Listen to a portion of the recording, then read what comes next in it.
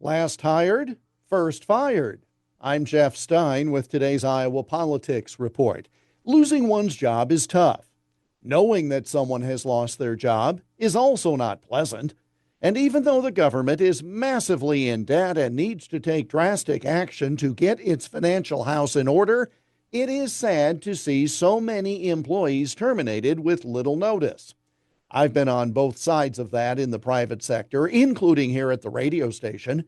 Even though failure to perform was the driving force in each of the terminations, it was still no fun to have to be there when the news was delivered.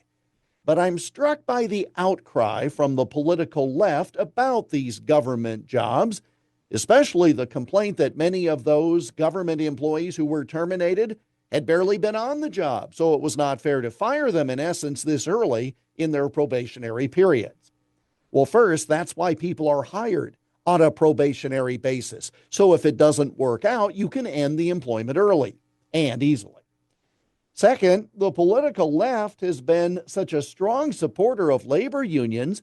Typically, those unions have it written into labor contracts that those with seniority are protected in the face of layoffs. That is the last hired, first fired rule. So why is it okay to let newer employees go if there's a union, but not if they are at-will government employees? Would those folks prefer firing those with decades of experience instead? We would save more money in salary that way.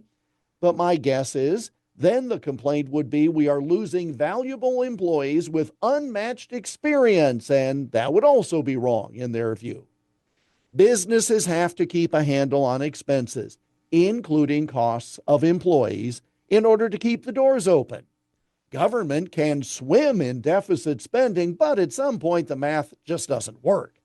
President Clinton saw that 30 years ago when he tried to cut the size of government. It's far worse, far more bloated now. None of it is pleasant. But to those who complain, especially about the last hired, first fired rule that they typically support being used, well, what's your alternative? And that's the Iowa Politics Report for Monday, March 3. On Twitter, Instagram, Getter, Threads, and Truth Social at Iowa Politics. I'm Jeff Stein on News Talk 1540 KXEL.